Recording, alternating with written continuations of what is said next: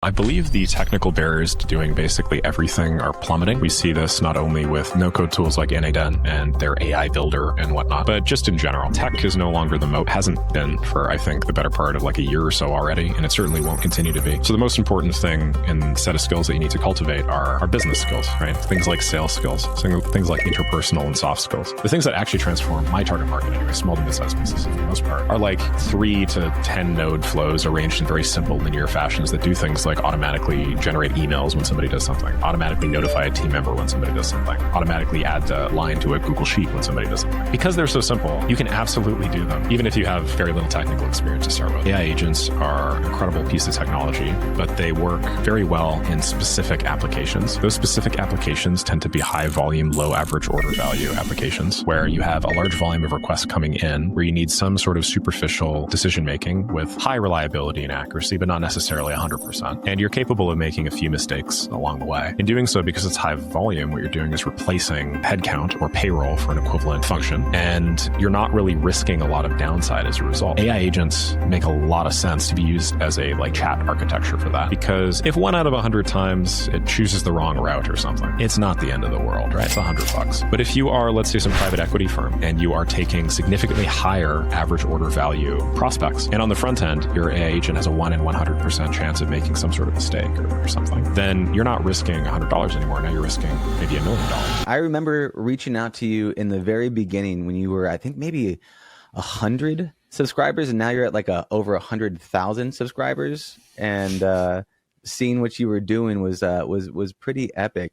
It's crazy to watch your growth trajectory and like what you've been able to make happen on YouTube. Yeah, thank you. You reached out to me at 100 subscribers, really? Yeah, you had only a couple of videos. You were very small. You accidentally left, I think, your phone number or something on one of the automations, and I shot you a text message. I was like, yo, that's what happened. That's what happened, dude. That was wild. You totally did. I remember that. And I'm not gonna lie. Like, some people have sent me, iMessages after I leak my phone number in one of the builds that I do. And not all of them are as eloquent as yours, for sure. But yours was done so artfully, and you were just reaching out, I think, like asking some sidelong question, mentioning that I leaked my phone number, something like that. And yeah, man, holy crap, can't believe I forgot that. That's how we met. Yeah, that's exactly it. And it's crazy to me how you see somebody online, and then you see their YouTube videos, and then you connect with them. I mean, since then, we've connected quite a bit. I think it's been whatever, like a year and a half now. Something like that. Yeah. I met you in person a couple times. Yeah. It's fun meeting people in person. Again, you have legs and feet and all these weird things that I don't normally see. The jury's still out. Apparently I'm a robot, according to the YouTube comment. Yeah, man. I'd love to hear just like one thing about it is I'm super fascinated. You've been able to have some accelerated growth in the content creation space, and also you're one of the first people into the whole automation space. I think you're working with like the GP2 back in the day. I'd love to get just a little bit of your high level journey from starting out, with your copywriting agency, and then the evolution into becoming a content creator. Yeah, thank you very much for giving me the platform to do that. I started door to door. So my background was not technical at all. I was selling local Google My Business marketing packages for $250 a month to put my clients on the map. So I was knocking on between 50 to 80 flower shops, auto repair shops, lawyer, dental clinics, and so on and so forth every single day. And I did that for quite a long time. And right around the time that COVID-19 hit, when that occurred, where I was living in Vancouver, they mandated the shutdown of a bunch of businesses. Basically every local business. So as a marketing agency that was based around local businesses, you can imagine that did not impact my my numbers very well. We went from, a little over 10K or something like that down to 0 overnight. And as it was like a fledgling business that was paying all of my bills, basically completely and utterly destroyed me. So I started asking, okay, like, can I find a business model that's a little safer? And I didn't mean safer in the way that you might expect, but safer insofar that I don't want my revenue to be tied to a specific location where that could happen to me again. And so I started looking at, online opportunities, and I started being like, okay, like what if instead of doing this whole door-to-door thing, what if I find a way to accomplish the same result, but then I do so digitally? And so that led me down a big rabbit hole of cold outreach, led me into like AI and automation tools. And it also led me into just like, computer science and whatnot in general. So very thankful for that setback. At the time, it felt terrible and obviously horrendous to see this little baby nest egg that I'd grown just turn into nothing overnight. But yeah, looking back, it was extraordinarily valuable. And then from there, I launched I launched a couple of businesses, but I started playing around with GPT-2, as you were talking about. Now, obviously, we're up to GPT 4.5 or whatever, GPT-03. It's so high up that we're not even using the same naming convention. But I started experimenting with GPT-2 to pay my bills at the time with a little bit of freelance. I was doing some freelance writing. And that was really interesting too, because then I got to see basically like the first permutation of like prompt engineering. I mean, that was basically prompt engineering ground zero, right? And yeah, just as I was sort of figuring all this stuff out and, learning a little bit more about these tools and freelancing and whatnot, all this came together and sort of like got me into my first content writing business, where I leveraged the next model up, which is GPT-3, which had just come out, and AI automation tools and no-code platforms to, make something that could grow sustainably without me having to, knock on 50 to 80 doors a day. So that in a nutshell is like my journey, very much sales. That's where I started with. And then the AI and the automation side of things was sort of tacked on out of necessity. And it was more so opportunistic. I was just looking for ways to guarantee my stability and safety. And that's where I landed. Yeah, it's interesting that the core set of skills that you developed as a business owner, in terms of like sales being the primary one out the gate, and door to door cold sales is a very hard thing to do. But you also evolve certain skill sets, and then you jumped into like website design and copywriting and then code writing, and then automation in general.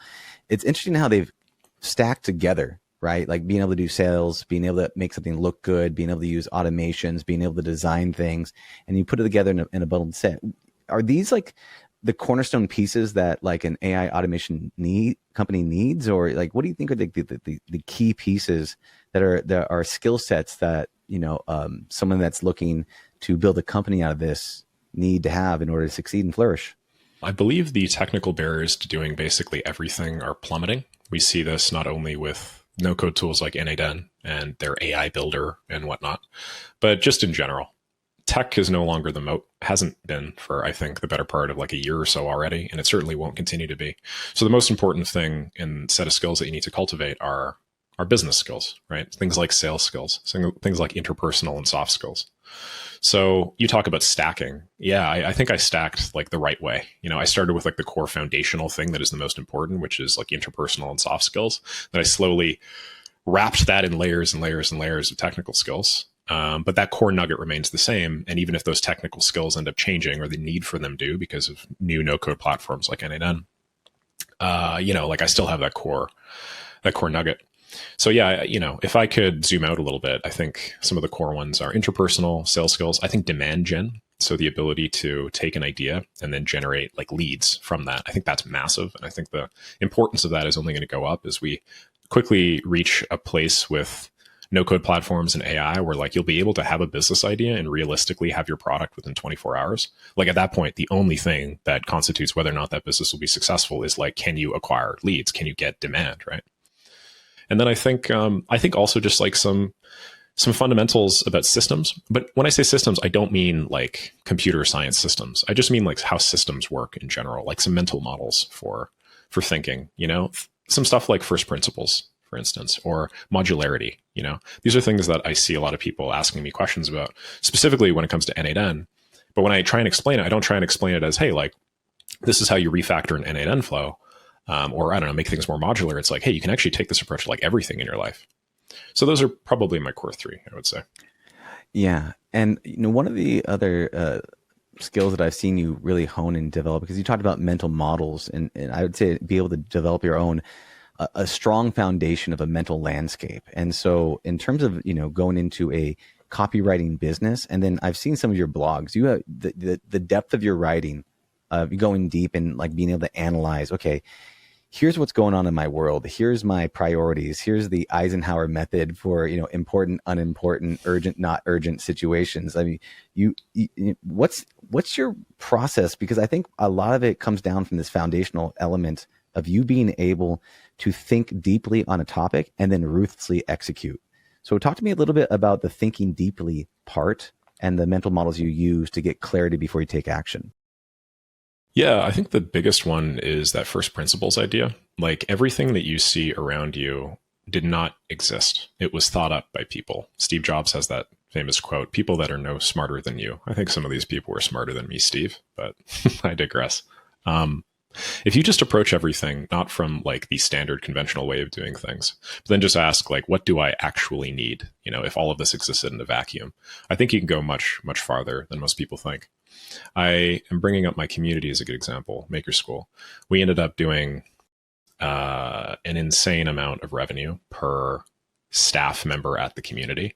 And the reason why is because that whole community is ran by me, and it's just me. An equivalent community, like the equivalent communities at my revenue size typically have teams of, 5, 10, 15, 20 people in order to maintain that level of revenue. Then obviously their margins suffer. But I'm able to do it with just myself. And everybody from the outside in is like, my goodness, how the hell do you do this? This is insane. Nobody else is doing it that way. And then, as proud as I am about that, I then, in my head, I'm like, well, it really isn't all that much work because I've just constructed it in such a way where it doesn't really require it. I didn't look at how everybody else was doing things. As your community grows, every 300 people, you need to hire another person. You need to hire another person. I just ask, well, like, what does a person actually do in the community? What sort of needs do I have on literally a per user basis? How much time on average does the average person that joins demand of me? And how high could I realistically scale that? Similar in nature to, Elon Musk and SpaceX, right? He had a bunch of people around him advise him and tell him that, and I'm not just trying to draw a parallel between me and Elon Musk. I mean, you want to talk big galaxy brain, like that's number one. But similar to how he talked about the rockets, he has this big rocket example where like he asked a bunch of people, how much money would it take to design this rocket? And I think they were shouting figures at him like $50 million, $75 million. And he asked, well, what is the total weight of the aluminum in the rocket body? And what is the cost of aluminum per gram? I don't think that needs to be that expensive. You understand what I mean by that? Like he just took a step back and he said, let me just start from first principles. I think that informs most things.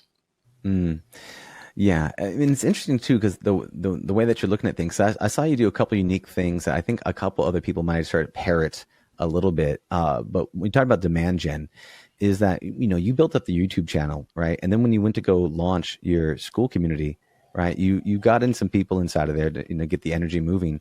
And then what happened was I always noticed that you had a as more people joined, you raised the price, which I didn't see that anywhere else.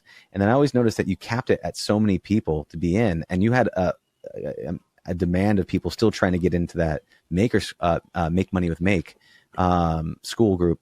And you were able to kind of not just open the gates and lower the quality. You were able to focus on, having more demand than you had supply.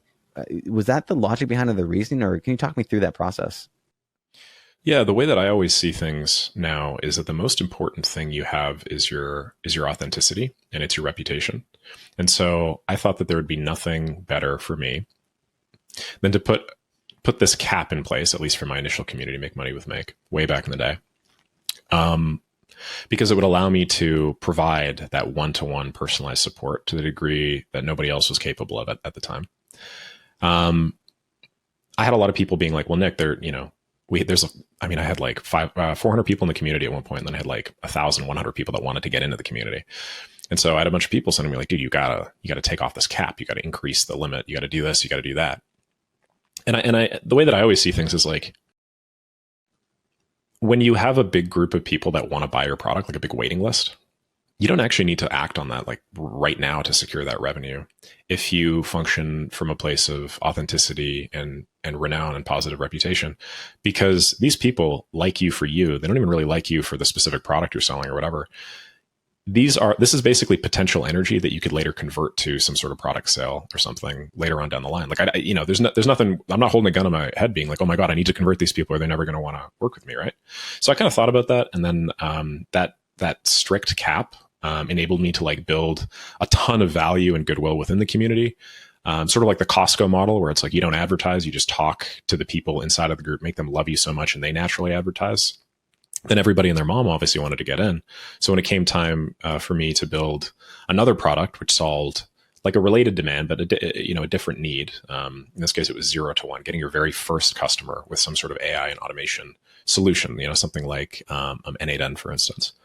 I just had massive interest, massive surge. I was basically able to like take all the Tinder that I had built up over the course of the last year and then just like grab a match to it, if that makes sense. And I think that was one of the reasons why everything just grew so explosively, really just not focusing on the advertisement or the marketing side of things, but just like making sure that I treat the people within the community as high quality as possible. And I really just give 100% of myself every day. Another thing that I thought through first principles, I would say.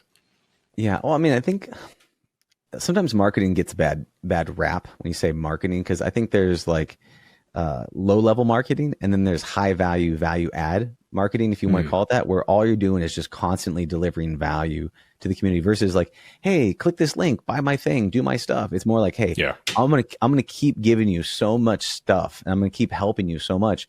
I mean, that's part of the reason why, I think I called you the Alex Ramosi of automation back in the day, is because I saw you constantly gave value and you gave so much value consistently. There's kind of like that meme, Fry from Futurama, just shut up and take my money, just waving my hands across. But I think it comes down to this. I think of this trifecta, whether you're working in a business or you're working in a company or working with people, it's like a trifecta of you want to work on something meaningful, right? You want to work with people you like. And then you want to get paid well for it. And so, with you making a lot of great content, adding a lot of value, things out there like, oh, wow, this is a new era of AI. There's new opportunities. There's new things. This is meaningful. I like Nick. He makes these side jokes off the side while he's creating content. I feel like I'm connected to him.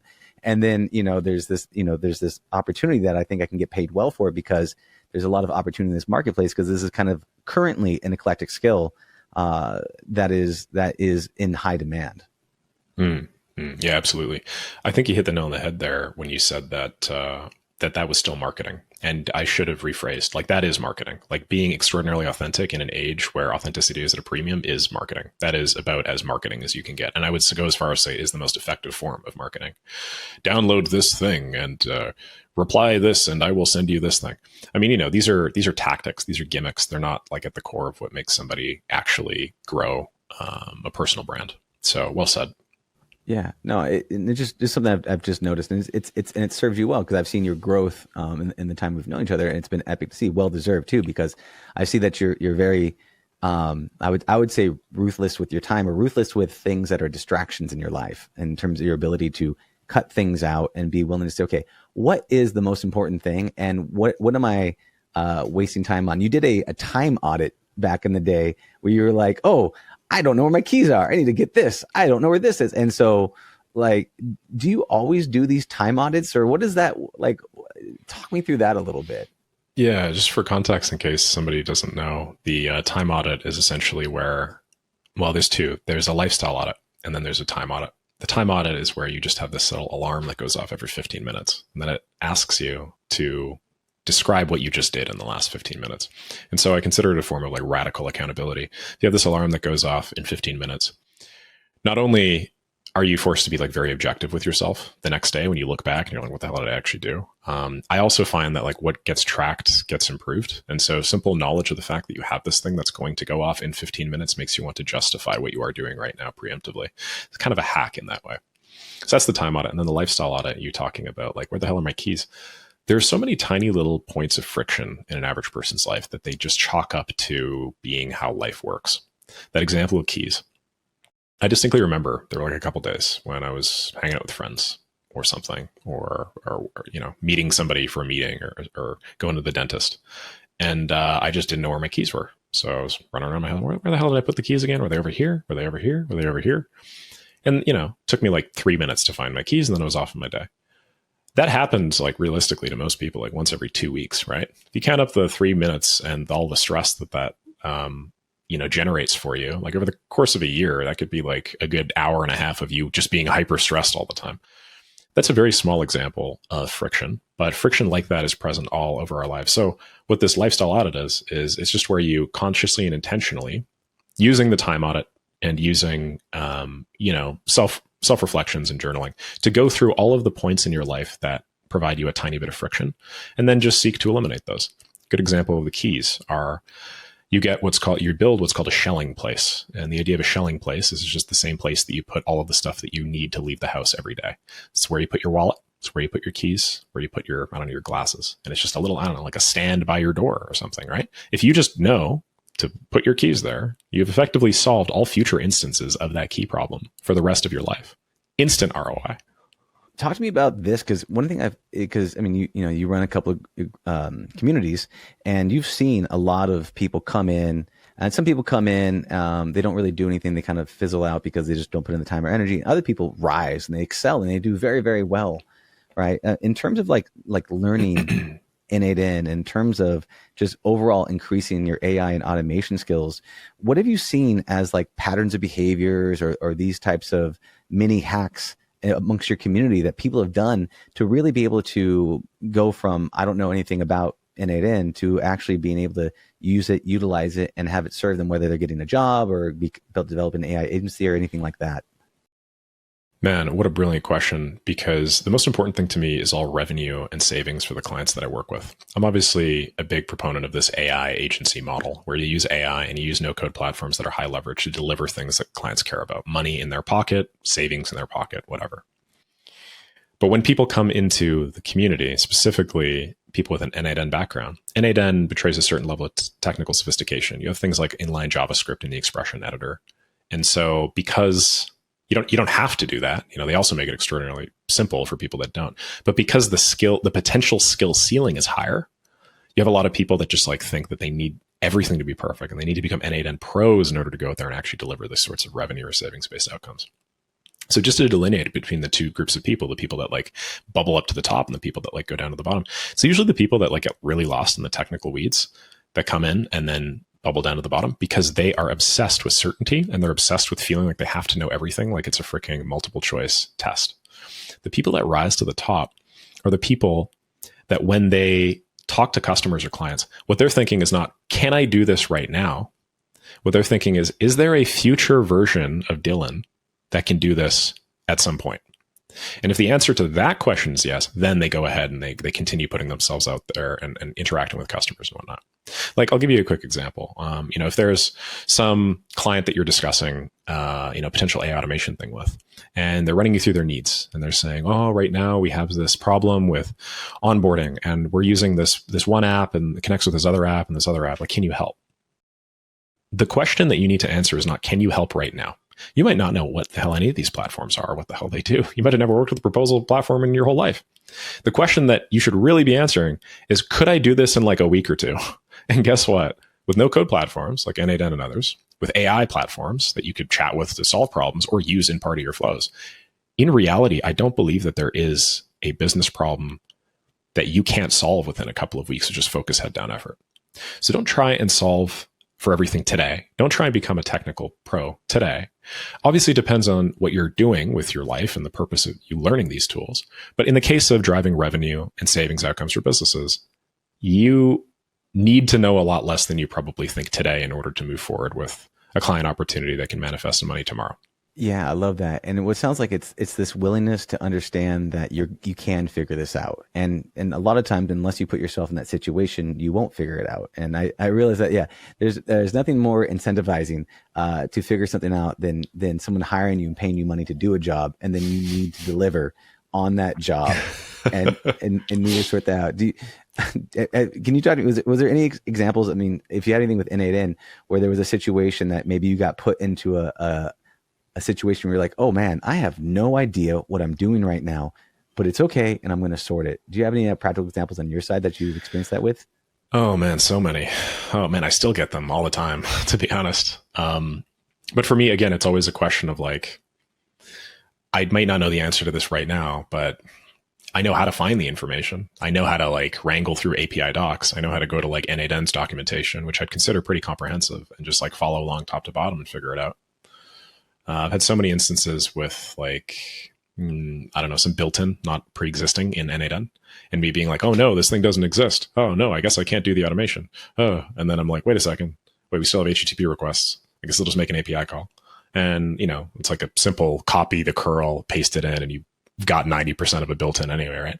Predefined credential types were really big for me when I realized that you could just like move over a credential that you set up for a platform, and then you could do a thing that like was not built and supported by NADN or whatever, just using an API request while still reusing that credential. Yeah, I've had a lot of clients ask for things that are just like completely infeasible as well, that, you know, just nobody in their right mind would ever actually say yes to.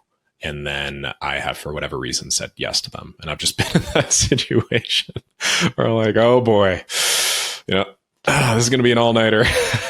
But with sufficient API docs, with sufficient, you know, like confidence in yourself, you can get basically anything done, man. We live in an incredible era. Let's just be real. We live at like the dawn of like computers can talk to us now.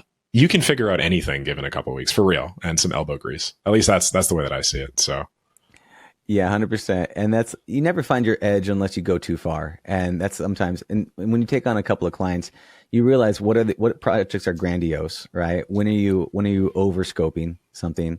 And, you know, what does it look like to say, okay, this through experience understandable is something that I know I can sort. And unless you're willing to put yourself out there and take those risks, then you never have that chance for growth. But if you want massive growth, it sounds like what you need to do is be willing to mess up enough times, and, you know, probably be willing to refund some people money and do it in an ethical and honorable way, and just realize that a lot of these things are learning lessons for the growth that you get from the lessons that you take from going through these hard challenges.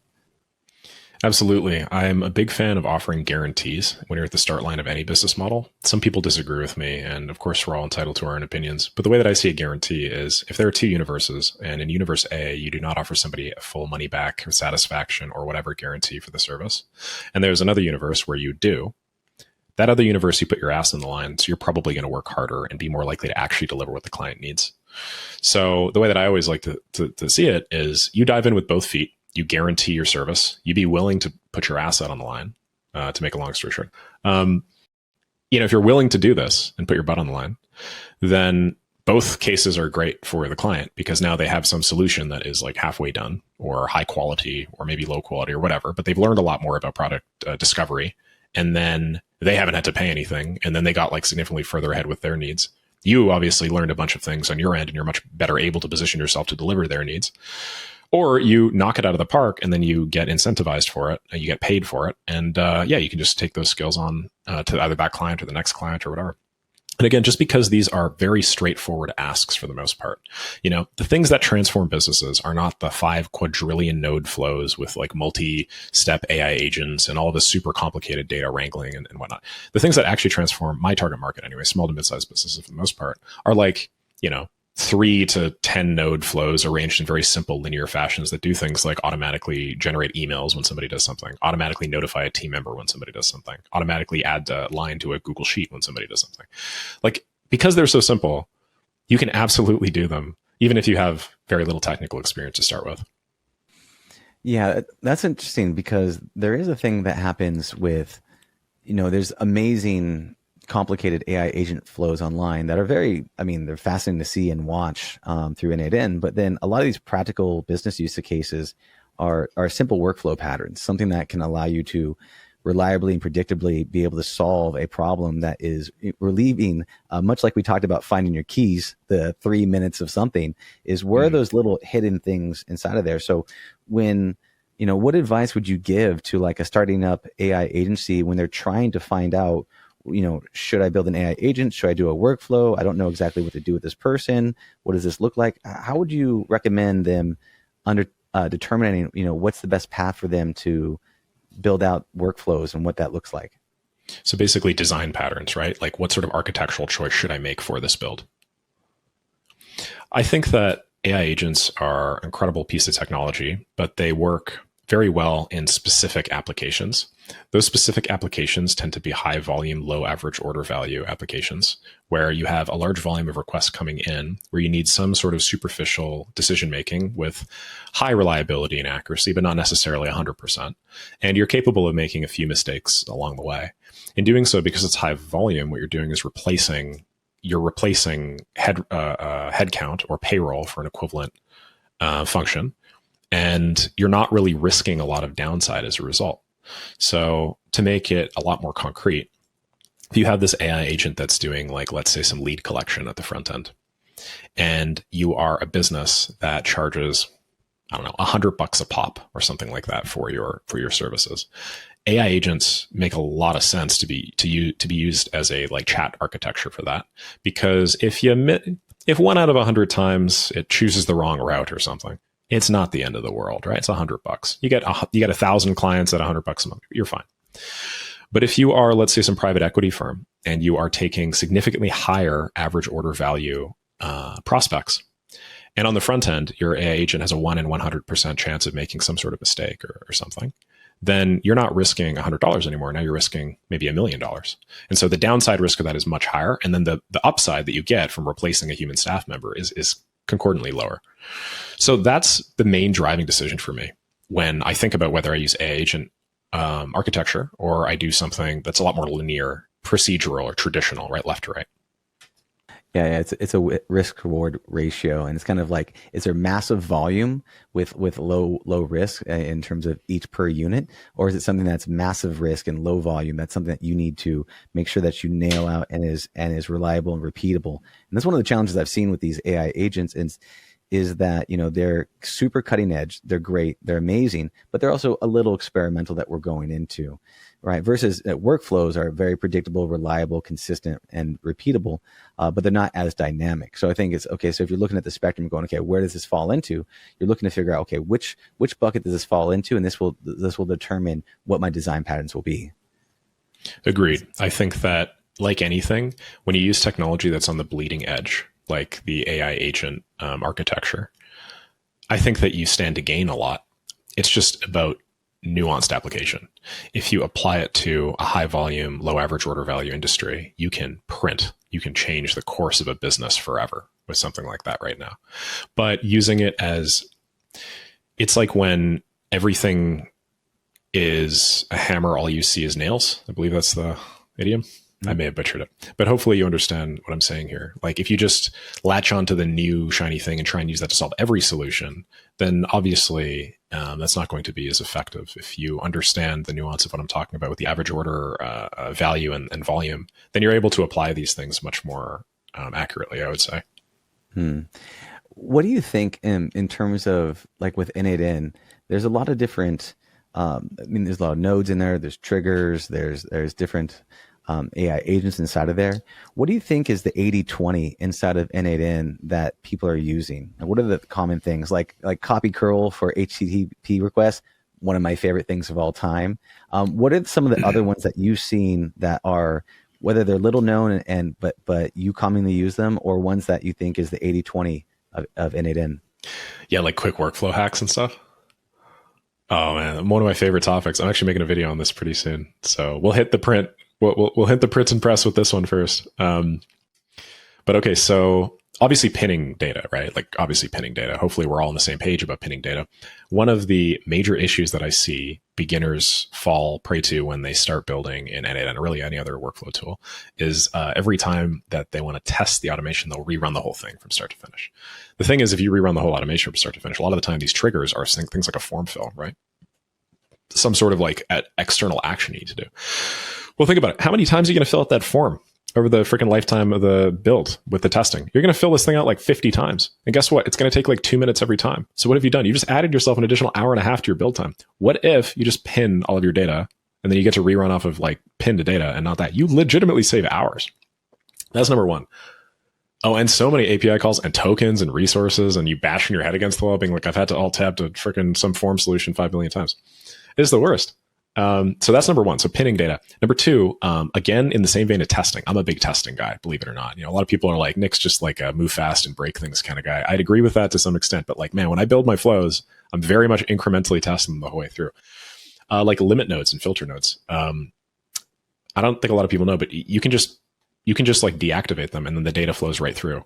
So if you set the source data before the limit or filter node, for a node that is after the limit or filter node, and you just activate or deactivate the limit or filter node, you now have a little testing design pattern where you can test on single units of data. You don't actually have to run, let's say, 50 items at a time. You can limit, maybe output 2 so that you can worry about, connecting item matching if you have more than one item in an array.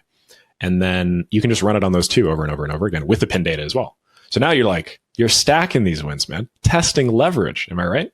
Mm-hmm. Yeah. So you can, for example, if you had a Google Sheet and there's a whole bunch of data inside the Google Sheet and you're searching for those rows, instead of running those every time and having, 1,000 of those run through, you can put a limit on there and just kick through one at a time. And so you can use that as testing. And then when you're ready to actually turn on the automation, you can just toggle that on or deactivate the limit node. And then the entire data will flow through and your system works as expected because it's been tested. Absolutely. And then you saved yourself a big pain in the butt having to deal with waiting for the 1,000 items to run and so on and so forth. So that's really big. I mean, it's really big specifically because a lot of the flows nowadays involve AI to some extent, right? Like you are dropping in some call to like some AI API, large language model API. And the thing that is different about them versus procedural systems is the amount of time it takes to finish an API request really varies. Like before, you're sending something to some procedural endpoint, like it's going to return the thing back within like 0.5 seconds. And it's like, yeah, sometimes it'll be a little bit slower. It'll be 0.6 seconds. Sometimes it'll be a little bit faster. It'll be 0.4 seconds. Well, I think we've all probably sent some data to some large language model at this point. Like sometimes it takes like 5 seconds. Sometimes it takes like 30 seconds. So like I try and minimize that incremental cost every single time by pinning data and then by limiting the amount of data that comes through. So I don't have to wait like 20 minutes. It's also just so frustrating. Super, super frustrating. Like I don't want to just sit there waiting for a variable amount of time to get my thing done. And that's why I'm really thankful about that. It's funny how like impatient we're now getting with it. If the node takes more than 5 seconds, you're like, come on, you just robbed me of 5 seconds. I want back. Give me that thing back right now. And but part of things like all these little micro hacks would allow people to be able to develop so much quicker. I'm wondering here, what advice and guidance would you give someone stumbles across your channel or whatever, and they're like, oh, I need to learn N8N. I need to get up and I need to do it now, right? What advice and guidance would you give to them to be able to expedite their journey? I would hedge against that a little bit. I understand that we all have this like super crazy desire to learn everything today and right now, and we got to keep up with all the amazing tools and stuff like that. But the reality is, like, have you seen the current state of like AI and automation, Instagram or TikTok or whatever? There's like every 5 seconds, like new tool comes out that eliminates everything. New tool changes the world. Other tool does this. Like you could really back yourself into a freaking corner. And I see people in my community all the time thinking like, I need to learn one new tool a day. And if I don't, I will be behind. Well, earlier you mentioned that there were two groups of people that join these sorts of programs and that, work on building a business, right? The people that bubble to the top, the people that like end up going down to the bottom. More often than not, the people that bubble up to the top, they just pick a stack of some tool stack and they just master that. They're really good at it. So from a leverage perspective, what is a good tool to actually invest your time in? It's a no-code tool like N8N. Because if you think about it, you're going to use that for everything, right? What is not a good tool to invest all of your time in? Some tool that does some tiny little fraction of what a business needs. So focus, I guess what I'm trying to say is like, you should direct your learning less on these shiny objects and more on like core proven infrastructure. I think N8N definitely qualifies as a tool that I would be happy if you spent your time learning. So just to make sure we're all on the same page about that shiny object stuff. But yeah, in terms of like fastest way to pick up N8N, they have fantastic documentation. They have fantastic, like I literally just went top to bottom. I read through the entirety of the N8N docs. Took me a very long time to be clear, but like by the end of it, I knew the platform, like, am I going to sit here on my iron throne and be like, well, I have a bunch of N8N tutorials that you should watch and they're the best. I think that they're fantastic, but I also acknowledge that like there's just such a tremendous amount of time and energy put into making super accessible resources for everybody from the N8N team that you would not go wrong literally just going top to bottom, one of their quick start guides. And you'd probably learn the 80-20 right there. So a lot of different ways, but don't ever feel overwhelmed. Of course. And, with all that being said, is there, in wrapping up the podcast now, is there anything else you'd like to let people know about before you tell them how they can find you? I would say we live in extraordinarily exciting times, and learning this set of skills is probably, just in terms of like raw impact and ability to change the world, learning this set of skills, AI combined with a no-code tool, is akin to like wielding the throne a few hundred years ago. It is so gosh darn powerful. The things you can do with it are so gosh dang amazing that that you should also keep in mind that you carry a fair bit of responsibility as well with that power. So understand that like we're in such a lovely position to be able to do these things. These tools are extraordinarily powerful and they can change the lives of a lot of people. Treat them seriously. As much as I love treating a lot of the stuff like a game, I would also say like you have responsibility to use them for good and whatnot. 100%. Yeah. The Spider-Man quote, great power, great responsibility. Honor the That's me, Uncle Ben. That's me. Nick, it's been awesome, man. Thank you so much for coming to the show. Much love, my friend. And I'll be talking to you soon.